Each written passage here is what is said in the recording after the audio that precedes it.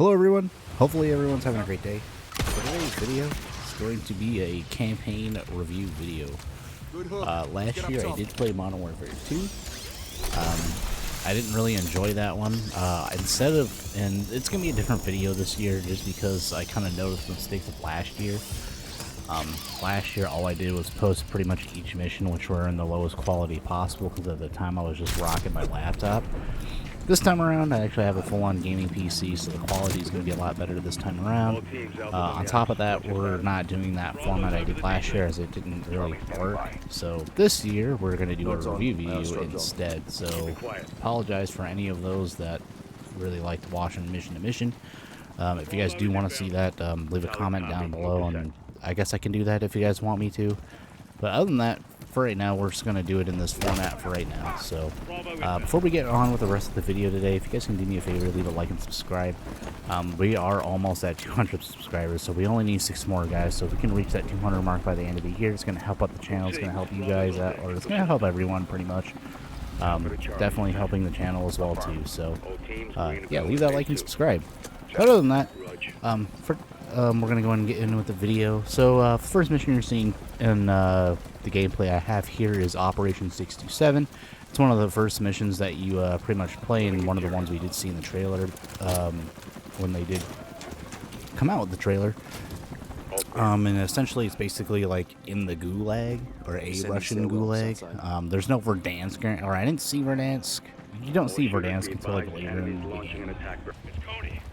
Alright, so after that, after this mission, they kind of throw you right into the combat mission pretty much straight away. And open combat missions are essentially like the open world type missions, so you basically go and look around for stuff, you look for gear, and essentially, yeah, you're looking around for like... So how it kind of works is, like, when you're going around and you're in these missions, you're basically looking for these orange crates in what you're seeing me pick up right now.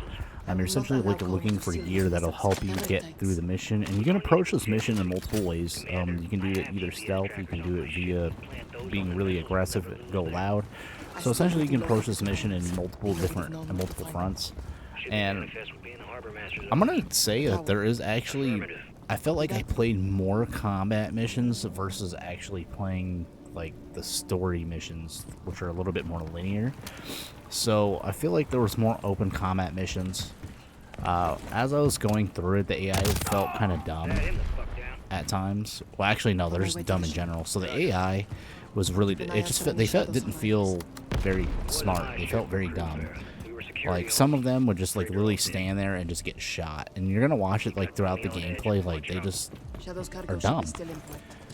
A really good example of AI use here, I'm not gonna say Escape from Tarkov has good AI, but playing Big Fry's demo of Transients, playing that, their AI is a lot more fleshed out versus Call of Duty's AI, and that's kind of sad that an indie studio definitely did better than what Call of Duty did. Not to say Call of Duty didn't do a good job. I mean, this campaign felt literally like MW2. It felt very empty, it felt very rushed, and it felt very dead. And that's kind of what I felt playing through the campaign. I didn't feel attached to the characters like I did back in 2009. When Ghost died in 2009, I felt very devastated. With these characters, honestly, dude, I could give 2 less shits. I mean, if they died, man. Like, I don't really care. I mean, the only character I really cared about throughout the whole entire campaign was being the Ghost. That was probably the only character, and I was expecting him to get killed off because I think, yeah, about MW3. No, that was MW2. About MW2 or MW3. I don't remember which game it was. It's been a long time. But around in one of those campaigns, Ghost died. I felt very devastated when he died. So that's pretty much the only character I really cared about throughout the whole entire campaign, really. Aside from character development, like I said, the campaign felt very bare bones. They did way too many. I feel like the campaign should have had a little bit more linear missions. I really like the cinematic aspect. 2019 really hit it on the nail. Yes, we didn't have open combat missions, but at least it was a little bit more linear. It felt a little bit more cinematic in terms of, it didn't feel rushed. And that's kind of the whole entire premise of this video, is that it felt very rushed. I am more excited for the campaign more than I'm excited for multiplayer. I kind of told myself, oh, hey, if they're going to rush it again, the campaign's going to feel like shit, because MW2 felt exactly the same way. And in terms of that, I know some things I did notice while I was playing the campaign. They're really trying to stress the fact that the MW3 carry forward system, they're really stressing that in the campaign, because as I was playing through it, a lot of the enemies had some of the guns from Modern Warfare 2, like the TAC-M, Lockheed 762. A lot of the older guns, or even like the Vel 46 or MP7, if you will, like those guns, they're really stressing the fact that this carry forward system is going to be in the game. And I felt like this was kind of one of the worst ways to display it, because the whole entire point of a new game is to have new guns. I mean, the carry forward system in all reality is great, but other than that, like when you're trying to stress it through the campaign, I feel like the campaign should have been a little bit more of a cinematic experience, and that's just my opinion. So you guys take that with what you will, guys. Like honestly, it should have been more of a cinematic experience. There should have been more linear missions, and there should have been less of the combat missions or the open combat missions. Don't get me wrong, it was a really cool idea. I mean, at least they're trying to innovate and they're trying to try something different. But for me, this is just kind of, when I play a campaign, I want to feel very immersed. I want it to feel cinematic. I want to feel like a badass. And then this, I just did not get that. It left more to be desired, for sure. Other than that, like, as I said, it felt very rushed. The story is different in terms of like writing, but the story almost felt exactly the same. We're chasing Mr. Makarov through all this fucking bullshit. We're chasing him. Oh, he has a hand on our warhead. Oh, we have to go stop him. Oh, it's like it felt literally this. It's like they wrote it in a different way, but it literally the story is the same. And man, I'm just tired of playing the same bullshit we've been playing for the last, 19, 20, at least the last like 5-6 years. Like this is like ridiculous. It's like everything. It's like all the the writing team and everything. It just did not. It just wasn't good, and it's nothing different. I mean, they innovated like a little bit. We get a touch of innovation. That's pretty much it. And it's just ridiculous. I mean, for $1 billion company, like they could have done a lot better, 100%. And I just, like I said, campaign unenjoyable. The multiplayer, we're getting a lot of the stuff that should have been in Modern Warfare 2. And when people say it's not an upgrade, it is. I have to really change my opinion here from when I played the beta, because yes, a lot of the stuff that we're seeing now from the beta and in the campaign is what we're seeing now, and this is what should have already been in the game. We shouldn't have had to do this.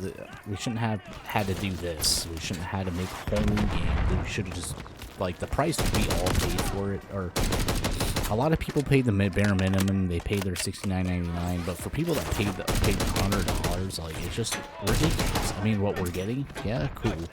So hopefully, content-wise, moving forward, when the game does release on November 9th, well, when the game releases on November 9th, hopefully it keeps everyone busy. But in terms of that, I just don't see this game, I just don't see it doing good. Modern Warfare 2, we saw a lot of people drop off, player counts dropping. I'm pretty sure, and I've seen a lot of people post in comments. I've been watching a lot of other, YouTubers and stuff, and I've read the comments and stuff, and it's ridiculous, because a lot of people barely touched Modern Warfare 2, and the people that did, it's probably a lot of the older audience that like that slow-paced bullshit. That's just me being honest. Like, if you like that slow-paced stuff, cool for you, but like, if you're playing Call of Duty, I'm there to run and gun, man. I'm not here for anything else. Like, if you want to play a tactical game, go play Ground Rounds, go play 0 Hour, go play, or Ready or Not, play one of those games, dude. Like, honestly, that's just my opinion. I mean, if you want to run and gun, Call of Duty is the place to do it. And yeah, I'm very disappointed in the campaign this year. I'm probably going to be disappointed with the rest of it. I mean, I'll play it still. Like, I'll level up those 30 guns. If Warzone's going to be really good as they say it's going to be this year or this time around, cool. I want to feel the old Verdansk vibes. I want to feel what I felt in 2019. It's just every year every time they do a new game, it's like it does not feel the same. 2019 left a really good experience, and it felt really good to play.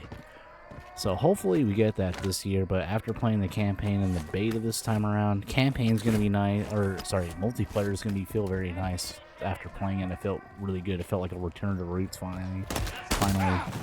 But the campaign, yeah, they definitely need to do a lot of work in terms of like the writing, and I just wish they didn't rush it. If they didn't rush it, I mean, if they didn't rush it, like, it would have been really good, but it feels like shit. We'll give credit where credit is due. I mean, they try to innovate, but the execution was poor. Piss poor execution. And that's all what we're seeing in front. This is kind of the standard for gaming these days, and I'm not going to touch on that. I might do that in a different video if things keep progressing how they are, but this is basically the industry standard these days, and it's sad to see. Other than that, if you guys like what you see, leave a like and subscribe. Other than that, I will see you all in the next one, and you guys have a great day.